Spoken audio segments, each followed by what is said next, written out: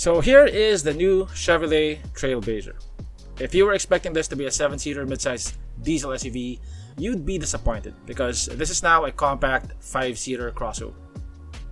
It's no bigger than a Ford Territory, but it's a lot more bare and it's a lot more expensive. This unit right here sells for 1.62 million pesos. Believe it or not. So this is a global model, meaning that this will also be sold in developed markets like the US. Now, global models, especially crossovers, usually don't sell very well in the Philippines. Crossovers like the HR-V, the RAV4 are priced too high for what they offer. And considering how fierce the competition is in this price bracket, you'd really have to come up with something special to be able to charge 1.65 billion pesos for a crossover. So first, let's talk about the styling. From the outside, it's a pretty good looking crossover. But so is every other compact crossover in the market right now. You get a pretty mean looking front end. Kind of looks like a Camaro. It gets LED headlights. By the way, these right here are the headlights, and the ones at the top are LED DRLs, similar to what you'd find on the Expander. And you get these cute little fog lamps at the bottom. You can barely see them. The side looks like it was inspired by the Evoque, with its straight sloping roofline. At the back, it gets LED taillights. Yeah, so from the outside, I see nothing wrong with it. So let's step inside the car. Upon opening the doors, you see right away that it has manual seats, which is funny because the much cheaper Chevrolet Tracker has semi-powered seats, and that sells for just 1.1 to 1.2 billion pesos.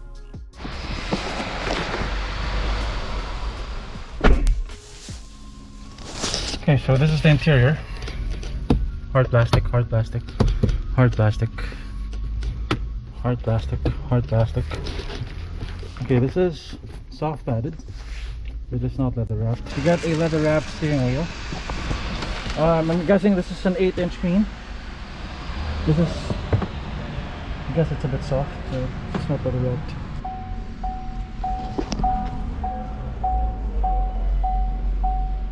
Is one of the bakuna na ako sa vaccination center sa kanto at panalo ako pare. So you have collision warning, you have standard cruise control.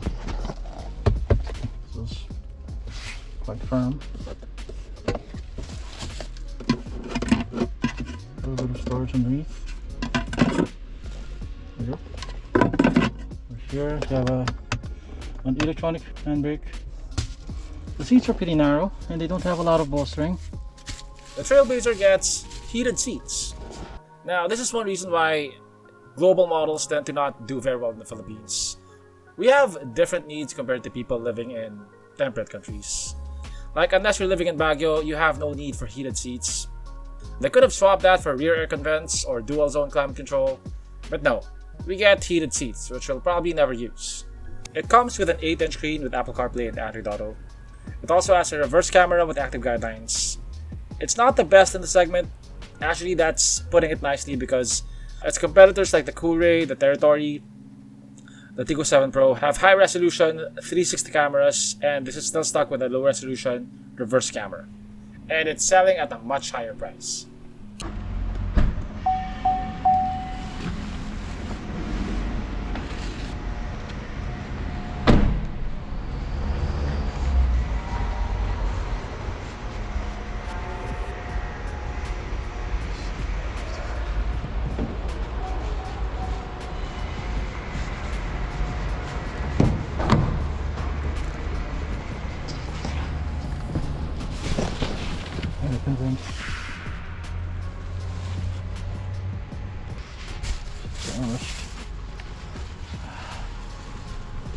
The interior would look okay compared to other crossovers priced at 1.2 million pesos or below.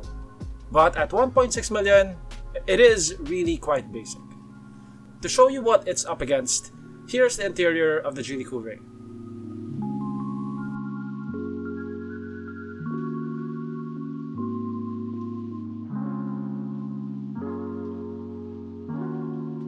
And here's the interior of the Ford Territory. Those crossovers sell for 1.3 million pesos and below. yet their interiors look a lot more expensive. At 1.6 plus million pesos, you can buy a Corolla Cross Hybrid or a base model Honda CR-V, both of which also have much nicer interiors. The Geely Ascara sells for just 1.5 million pesos, and there's just no comparison. One looks like a luxury car, the other looks like a budget car. Looking at these two interiors side by side, it looks like the price tag should be swapped. So this interior doesn't make any sense at this price. So it really has to offer a lot of features to offset the basic interior. So let's talk about the features.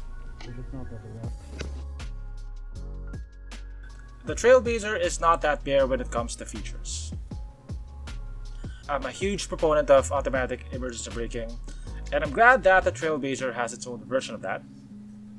It also has lane departure warning, rear cross traffic alert, and blind spot warning. So it's not a bare crossover.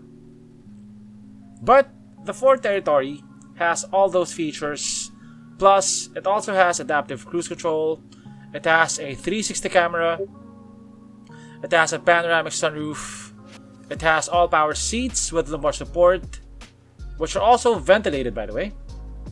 It has dual zone climate control, and it has rear aircon vents.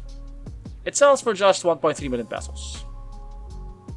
The Corolla Cross Hybrid sells for almost the same price, but it has adaptive cruise control, it has power seats, and it also has a hybrid system, so it's a lot more fuel efficient and a lot greener. Also, it's a Toyota. So the features seem okay until you see what the competition offers. At its price, it just doesn't offer enough. Okay, so the interior was disappointing. The features were okay, but still behind the competition. If there's gonna be one saving feature, it's gonna be the performance. If it packs a lot of muscle under the hood, I'm willing to forgive its shortcomings. Okay, it falls short again. It has a 1.3 liter turbocharged engine.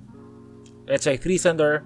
It produces 155 horsepower and 236 Newton meters of torque. It is behind the coolray and also the MG ZST. And it's coupled to the most boring transmission type of all. It has a CVT. So I don't need to drive this to know that it's not a very exciting car to drive. And I don't know how fuel efficient it is, but it can't be more fuel efficient than a similarly priced Corolla Cross Hybrid. Considering its features and its interior, this would be a good crossover at 1.1 million pesos. Maybe even 1.3 because it's not a Chinese brand. But this sells for 1.62 million pesos. And there's just nothing about it that justifies the price. So there's no way that I could give this car a positive review. It is way overpriced.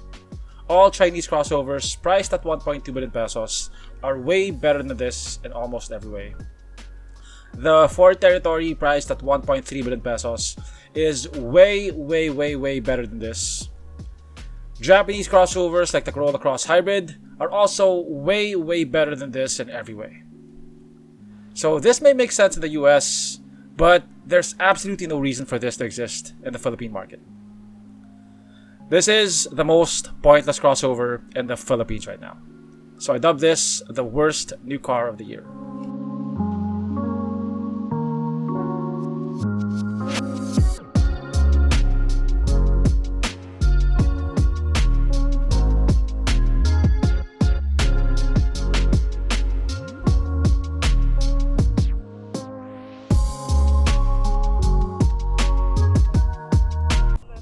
Thanks for watching, and I'll see you on my next video.